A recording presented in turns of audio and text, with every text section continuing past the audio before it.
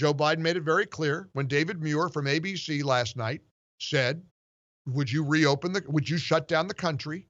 Again, would you bring this country to a screeching halt if you're elected president? Joe Biden made it very clear. I would be prepared to do whatever it takes to save lives, because we cannot get the country moving until we control the virus. That is the fundamental flaw of this administration's thinking to begin with.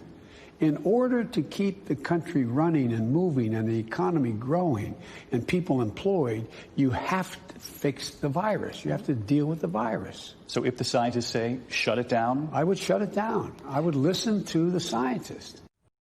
So that's his answer. And I really want your reaction to it. 1-800-655-MIKE.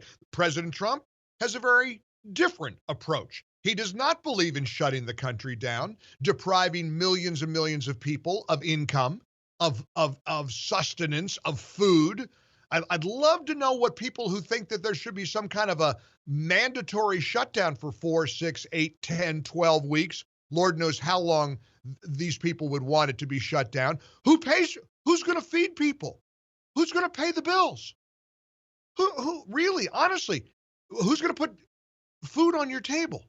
Well, they don't care about that so much. Maybe we'll just all pay 100% taxes. Maybe those of the few of us who would be allowed to work just turn over all of our income to those who aren't allowed to work.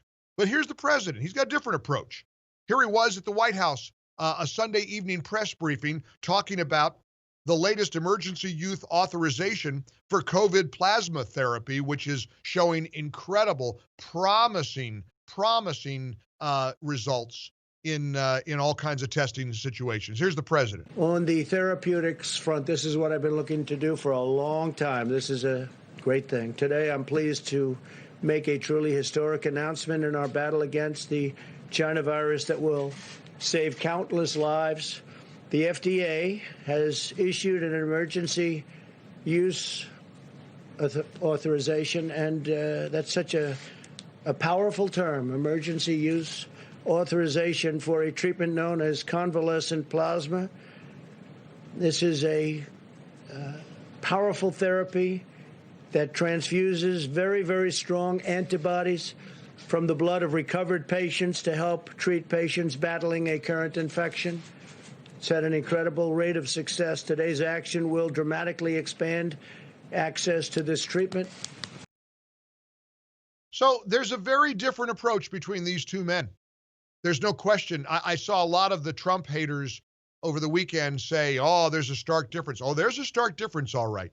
This president, and you're going to hear it a lot this week, you're going to hear a lot of this week from the RNC.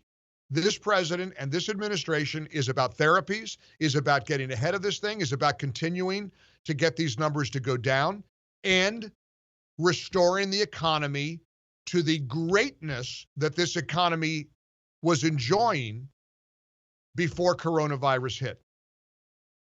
Manny, you're on the Mike Gallagher Show. Hey, Manny, welcome aboard. How are you?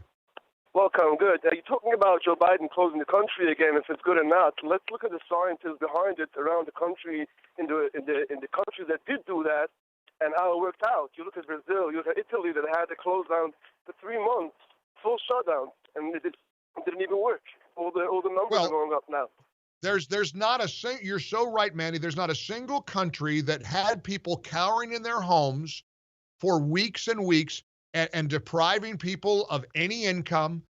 Again, you have to understand what a national shutdown looks like. You've got to stay in your home. You're only allowed to leave with your mask if you walk out the door to get food or medicine. That's it. That's all. That's what. And they think Trump is a dictator? They think Trump is a tyrant? Richard, you're on the Mike Gallagher Show in the ReliefFactor.com studios. Hi, Richard. Hi there. I would just like to say thank you for really being the voice of reason out here, because this shutdown is crazy. I mean, it's not going to cause any difference. Look at the worst ones. New York, the worst ones that shut down the longest have the worst numbers.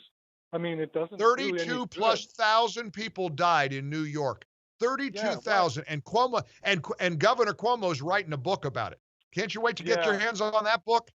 Yeah, I know. I don't want to deal with him. He's no kidding. No kidding. But you make a very, very good point. I mean, there is a false narrative. There's a lie that continues to get repeated.